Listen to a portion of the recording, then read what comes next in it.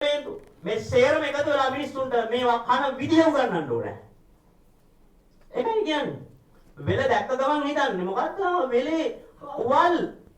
අපි වල් කියනවා බස් එකේ යනකොට ගෑනු වලට හේතු වෙන එකට අපි කියනවා වල් කියලා. වෙලේ තියෙන වල්ද? ඒක වල්ුනේ කොහොමද? ඒක අපේ චින්තනයේ පැල කරලා ඔළුවේ හදලා තියෙන එක වල් කියලා. එහෙම නෙමෙයිද? කොකුමට හලබටු සතුරුය ගොයමට එක්කොට උදුරා වලල මුමඩ යට රොක්කොට හබරද වැල්මුඩ දුටු විට අක්කට දෙමු අපි හොඳ මැල්ලු. මොකද ඔය කියලා තියෙන්නේ? දැන් අරව ඔක්කොම වල්ුනේ කොහොමද? ඒ ඉඳ පළවෙනි දේ මේ රටේ චින්තනය වෙනස් කරන්න ඕනේ. කබලින්කාර ආහාර. ඊළඟ ආහාරය කිව්වේ නැත්නම් අසාධාරණයක් වෙනවානේ. දෙක පස් ආහාර. බුදුහාමුදුරුවෝ කියනවා ඇහැට බලන රූපේ, කනට අහන ශබ්දේ, දිවට දැනෙන රසය, නහයට දැනෙන සුවඳ, හමට දැනෙන පහස මේ ඔක්කොම ආහාරයිලු. බත් එක විතරක් කෑවට බෑ.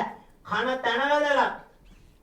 කෑවේ ගලක් උඩද, පැලක් යනද, AC කාමරයේ අස්සද, කාපු තන වැදගත්. ඒක අපේ මිනිස්සුන්ට උගන්වලා තියෙනවද? කාපු තන. ඒක බලපානවා අපේ ඇඟ හැදෙන්න, රුධිර පද්ධතිය හැදෙන්න. මේක ඇතුලේ දැන් අපි හිතනවා කෑමක් කෑවොත් දවස් කීයක් තියෙනවද උත්තරේ දෙන්නවද? කෑමක් ආපුවාම ඇඟේ දවස් කීයක් තියෙනවද? අපි හිතන්නේ මේ දැන් කාපු එක තව චුට්ටකින් টয়ලට් එකට ගියා කියලා. ඒකේ උත්තර දෙන්නේ. දවස් 49ක් ඔය දැන් කාපු බත් එක ඇඟේ තියෙනවා. රස, රක්ත, මාංශ, මේද, අස්ථි, මජ්ජා, ශුක්‍ර කියලා මේක දවස් 7න් 7 ට්‍රාන්ස්ලේට් වෙනවා. මෙතන ඉන්න මයික්‍රෝබයොලොජි ප්‍රොෆෙසර් කෙනෙක් අපේ මහාචාර්ය තිස්සවිතාර මැතිතුමා ලංකාවේ ඉන්න දොස්තරුන්ගෙන් 60%කටවත් උගන්වලා ඇති. ඒකවත් එක්කත් මම කතා කරලා තියෙනවා. බටහිර ගැන ඒක මට ගොඩක් දේවල් කියලා දෙනවා. අපි කාපු කෑමෙන්ම තමයි ලේ හැදෙන්නේ. ඒකම තමයි මස් උනේ. ඒකම තමයි තෙල් උනේ. ඒකම තමයි ඇට උනේ. ඒකම තමයි ඇට මිදුළු උනේ. ඒකම තමයි ශුක්‍ර උනේ. ගැහණියෙකුගේ ඩිම්බ උනේ. ඒකම තමයි. එතකොට කෑම වැරදුනොත් ඉතුරු ටික ඔක්කොම ඉවරයි. හැබැයි බුදු පියාණන් වහන්සේ දේශනා කරනවා ඒ වෙලාවේ දැන් අම්මලා බත් කවනවා ළමයින්ට ෆෝන් එක දීලා. ෆෝන් එක පෙන්නගෙන කාටුන් එකක් බලපන දැන් අම්මලා හිතන්නේ බඩට පිරිච්චාම විතරක් හරි කියලා. ෆෝන් එක දීලා කවපුවාම වෙන්නේ ළමයාගේ බඩ පිරෙනවා විතරයි. ඉතුරු ඔක්කොම හැදෙන්නේ නැහැ. එහෙනම් බුදුහාමුදුරුවෝ කියනවා ළමයාට කිරිපෝණා නම් කොහොමද පොවන්න ඕනේ? ඌරුසුසයා පෙත්වා තනකීරේන ගීතේන අංගපාපූරණේනච. ඌරුසුසයා පෙත්වා කකුල් දෙකේ හොදට තියාගෙන තනකීරේන තනකිරි දෙන්නකොට දෙන්නේ. ගීතේන සින්දු කිය කියා අංගපාපූරණේනච අතපය ඇද ඇද තුරුල් කරගෙන ඉඹිඹා. දැන් සම්පූර්ණ වෙනස් නේ අපේ සර්. දැන් ෆෝන් එකක් දුන්නා ටීවී එකක් අස්සේ තිබ්බා මේ සමාජ අර්බුදය. අපි මේ මිනිස්සුන්ට තමයි බණ කියන්නේ දැන්. දැන් අපි මේ විප්ලවය කරන්න යන්නේ මේක ඇතුලේ. මං කියන්නේ මේ ප්‍රශ්නේ. ඒ නිසා මෙතන ඉන්නවා හෙළ ගොවියෝ බර ගානක්. බුදුහාමුදුරුවෝ බණ කිව්වේ 5 දෙනාට. සාරා සංකේය කල්පලක්ෂයක් පෙරම් පුරලා බුදුහාමුදුරුවෝ බණ කිව්වේ 5 දෙනාට. 5 දෙනාට බණ කියලා කිව්වා. චරත භික්කවේ චාරිකම් බහුජන හිතාය බහුජන සුඛාය අත්තාය හිතාය. පාරක් ගානේ පළයල්ලා තනියම පළයල්ලා දෙන්නේ එකපාර යන්න එපා. ඒ ගිහිල්ලා මිනිස්සුන්ගේ ගෙයින්ගෙට ගිහිල්ලා කියලා මේක සම්පූර්ණ හදපල්ලා කියලා. අවසානයේ ශාසනයේ නතරුනේ සූවිසි අසංකේය 9 කෝටි 60000ක්. සූවිසි අසංකේය 9 කෝටි 60000ක් කියලා කියන්නේ අසංකේය කියලා කියන්නේ එක අසංකේයයක් කියන්නේ 1.27යි. ඒ වගේ සූවිසි අසංකේය 9 කෝටි 60000ක් ශාසනයෙන් ඉදර කරලා. ඒ අපිට පුළුවන්. මෙතන පහනේ මේ හුඟක් ඉන්නවා. අපිට පුළුවන් මේක කරන්න. පළවෙනිම දේ මිනිස්සු හිතන විදිය වෙනස් කරන්න වෙයි. හිතන විදිය වෙනස් කරන්න වෙයි. අලිපත් එක කණ එක. අපේ රටේ මහා පෝෂණය අපි අස්වැන්නම බලාගෙන එන එක. ඕක හින්දානේ ඔය කුඹුරු වලට තෙල් ටික පොර ටික ඕම කී ඕවා ගහන්න. අස්වැන්නත් ගන්න පුළුවන්. ඒකට ක්‍රම තියෙනවා. ශ්‍රී ලංකාව කියලා කියන්නේ ස්වයං පෝෂිත රාජ්‍යයක්. ස්වයං පෝෂිත රාජ්‍යයක්. පෞගේ කාලේ මේ වෙනකන් ආපු එකම ආණ්ඩුවකවත් මම නම් දැක්කේ නෑ ස්වයං පෝෂිත ආර්ථික ප්‍රතිපත්තියක් ගේනවා. ඉස්සර කාලේ අපේ හිටියා ක්‍රිස් මහත්තයා ගෙදර පැටිපස් පරාණයක්. ගෙදර හිටියා පැටිපස් පරාණයක්. මට කියන්නේ සිංහල බෞද්ධ ගොවියෝ. මෙතන ක්‍රිස්තියානියාත් ඇති, හින්දුවයත් ඇති, මම දැක්ක දෙමළ සහෝදරයෙක් ඉන්නවා. ඒ කවුරුණත් ඒ ඔක්කොම මේ ලංකාවේ ඉපදිච්ච මිනිස්සු දන්නවා මේක. ගෙදර හිටියා පැටිපස් පරාණයක්. කවුද පැටිපස් පරාණිය කියන්නේ? මහා සංකල්ප. මහා සංකල්ප. කවුද පැටිපස් පරාණිය? කුකුලා නැති ගෙදර එළි වෙනවා නොදැනී. ගවයා නැති ගෙදර රෑ වෙනවා නොදැනී. බල්ලා නැති ගෙදර හොරු වෙනවා නොදැනී. අම්මා නැති ගෙදර පණ යනවා නොදැනී. ඔය කිව්වේ අපේ ගෙදර සංකල්පය. පළවෙනි මේක පූස් පැටියා. අභ්‍යන්තර ආරක්ෂාව, ගේ ඇතුලේ අභ්‍යන්තර ආරක්ෂාව. රටක් නම් අපි අභ්‍යන්තරව සුරක්ෂිත නැත්නම් මොන සංකල්ප මොන ඇජෙන්ඩා මොනවා තිබුණත් පරාදයි. ගයක් නම් අභ්‍යන්තරව සුරක්ෂිත වෙන්න ඕනි. අභ්‍යන්තර සුරක්ෂිතයි කියලා කියන්නේ ලෙඩ රෝග අරවා මේවා දැන් අපි ගන්න ආදායමෙන් කීයක් යනවද? සුද්දන්ට අරමුණේකට බටහිර රටවල අපි කීයක් වියදම් කරනවද?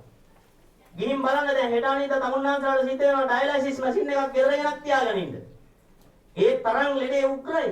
මගේ ගම දෙහියත්තගන්නේ මාවනාගම. මගේ ගමේ හැමදාම යනකොට වකුගඩු ලෙඩෙක් මැරිලා. ඒ නිසා එක වකුගඩුවක් තිබිලා මම ඒක දුන්නා මට ආයේ දෙන්න වකුගඩුවක් නැති ඉඳ තමයි මම මේ දේශීය ගොවිතැන මේවා පිළිබඳව හොය ජීවිත පරිත්‍යාගයෙන් තැන් වලට ගිහින් රටවල් වලට ගිහින් ගස් ඇතුලකින් ගල් බෙනස්සේ රිංගලා දැනුම හොයාගෙන ඇවිල්ලා ගමක් ගන්න මේ තිස්ස විතාලන සර්ලා අපි එකතු වෙලා බලන්න YouTube එකේ ඇත්තේ ඒවා.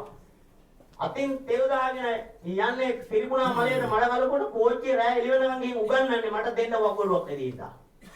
තමුන් නාන්සේලාගේ රටේ ආභ්‍යන්තර ආරක්ෂාව බිඳුවයි. ඔක්කොම ලෙඩ්ඩු සේරම මැරෙනවා. ඒ නිසා අපි මේ වැඩේ කරන්න ඕනේ. බලු පැටියා කියන්නේ බාහිර ආරක්ෂාව.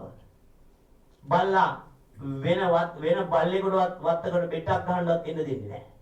බලු පැටියා කියන්නේ බාහිර ආරක්ෂාව. කුකුල් පැටියා කියන්නේ මොකද? අපේ පෝෂණය මේක ඇතුලේ හුඟක් දේවල් තියෙනවා. කුකුලා කොහොමද මිනිස්සු පෝෂණීයව ඉන්න ඕනේ? මොකද පෝෂණය නම් අපි හිතුවා පිටරේ දාපු හිට කියලා. නෑ. Early to bed and early to rise make the man healthy, wealthy, wise. What is it? අපෙන් අරන්. අපෙන් අරන් කියන්නේ වේලාසනව කුකුලා එනවා කූඩේට. පාන්දර නැගිටිනවා. කුකුලා අරන් හොල්ලන්න අතේ තියලා. කුකුලා අරන් හොල්ල බැලුවද? අපි කොහේ හෙල්ලුවත් කුකුලා බලන් ඉන්න එකම තැන. ඇගේ හෙල්ලුවානේ කුකුලා බලන් ඉන්න එකම තැන දැක්කද? නිශ්චිත ඉලක්කයක් තියෙන, අරමුණක් තියෙන, කොහෙ ගියත් හැන්දෑවට ගෙදරට නිදියන්නේ නැහැ. වේලාසන නිදා ගන්න හැමෝටම කලින් අවදි වෙන කුකුලගෙන් ගෙනාවු සංකල්පය. කතරගම දෙවියන්ගේ කොඩියේ ඉන්නේ කුකුලා නිකන් නෙවෙයි. මගේ කුකුලා නැසු එක තජය මොකගේ පාළු යක්කා. තව එක බුද දිනක් තකා ඉන්නට ඉඩ නොදී මකාගේ කතරගම දෙවියන්ගේ කොඩියේ ඉන්න කුකුලා එකේ හොරකම් කරපුවාම. කුකුලා කියන්නේ මහා සංකල්පයක්. මේ නිකන් හෙළය කියන්නේ මේ පිස්සු බහුබූතයක් නෙවෙයි. මේ වගේ අර්ථ විවරණේවත් දන්නේ නැතුව රාජ්‍ය ප්‍රතිපත්ති හදන්න බෑ. ඒ හින්දා අපි අපේ සිංහල රජවරුන්ට ඔලඟු තියන්නවත් සුදුසු අය නෙමේ වර්තමානයේ. ඒ නිසා මේ වගේ තේරුම් ගන්න ඕනේ මේවා. අපි මේවා ගම්වල මිනිස්සුන්ට රටේ තැන් වල ගෙන් කියලා දෙන්න ඕනේ. නැත්නම් අපිට මේ හෙළගොවිතන උදේ මහාචාර්යතුමා කිව්වා හෙළගොවිතන වෙදකම බුදුදහම මේක ලිග්ගල් තුන වගේ කියලා. ඇත්ත. ඒවත් එක්ක ආපු අල්පේච්ඡකම බුදුදහමත් එක්කලා අල්පේච්ඡකම ඉඳ අපි හිතුවේ නෑ කුමරේ මහා අශ්වයන්ක් කියලා. මං විගානවා විතරමයි. ආයෙ මොකුත් කරන්න යන්න මට වෙන්නේම නෑ. ආයෙ යන්නේ ගෝයන් කපා ගන්න. ඒක මගේ අශ්වයන් මම කොහොම හරි ගන්නවා. ඒ නිසා කුකුල් පැටියා කියන්නේ පෝෂණය. ගව පැටියා කියලා කියන්නේ ආර්ථිකය. ආර්ථිකයෙන් සුරක්ෂිත වෙන්න ඕනේ අපි. පොළව හාලා දුන්න වේදමක් නැතුව, පෝරණික එකතු කරලා දුන්න වේදමක් නැතුව, අර අනවශ්‍ය කලාවල් එනවා සේරම යා ඔක්කොම පාලනය කරලා දුන්නා. අපේ ආර්ථිකය අනවශ්‍ය වේදම් ගැන ඔක්කොම නැවතුවා ගවයා. කිරි ටික දුන්නා. මේ ඔක්කොම දරු පැටියා කියලා කියන්නේ අපේ අනාගත ආරක්ෂාව. අද මේ රටේ දරුවෝ ඔක්කොම සුරක්ෂිත නෑ. ඔක්කොම කුඩුකාරයෝ, ගංජාකාරයෝ ෆෝන් අරගෙන ඉරිදා දවසක ගෙදර එන්න මයි ගෙදර ඔක්කොම ඉන්නේ. මහාචාර්යතුමා අනේ සර් ෆෝන් එකෙන් ගලවලා දෙන්න. අනේ සර් ෆොටෝ වලින් ගලවලා දෙන්න. සමහර ළමයි අරන් එන්නේ අනේ බුදු සර් කන්ට්‍රෝල් කරලා දෙන්න. අම්මටයි තාත්තටයි කන්ට්‍රෝල් උත්තේ. දැන් අපි මේ සමාජයේ හෙලගොයි දැන කතා කරන්න කියපුවාම මේකේ උන්නෝ හිතනවා අපිට පිස්සු කියලා. දැන් මිනිස්සු හිතන්නේ පෝර ගහලා හරි වහ ගහලා හරි ගමන්නේ අපි හොයාගෙන කාලා බඩගෙඩිය පුරවගෙන ඉමුයි කියන එක. ඒකයි. ඒ නිසා අපේ ගොවිතැනේ තිබිච්ච කතාව මේක. යටරාව මයික් එකක් තියෙනවද මට? නැහැ. නැහැ. ඔව්. එතන මට කිව්වා මාර්තුගාවක්. තව දේශනේ පටන් ගත්තේ නැහැ. මට කිව්වා මාර්තුගාවක් වෙලාවට කලාව ගැන පොඩ්ඩක් කියලා දෙන්න. හෙළගොවිතැන සාම්ප්‍රදායික ගොවිතැන කියලා. ඒ ගැන චුට්ටක් කියන්න මට උඩ ඉඳන් බෑ. මොකද මේවා සයිට් වල පෙන්නන්න මම සූදානම් නෑ. ඒක මට අමාරුයි. මට මයික් නෑ කියලා ප්‍රශ්නයක්වත් නෑ. ඇහෙනවනේ මාව.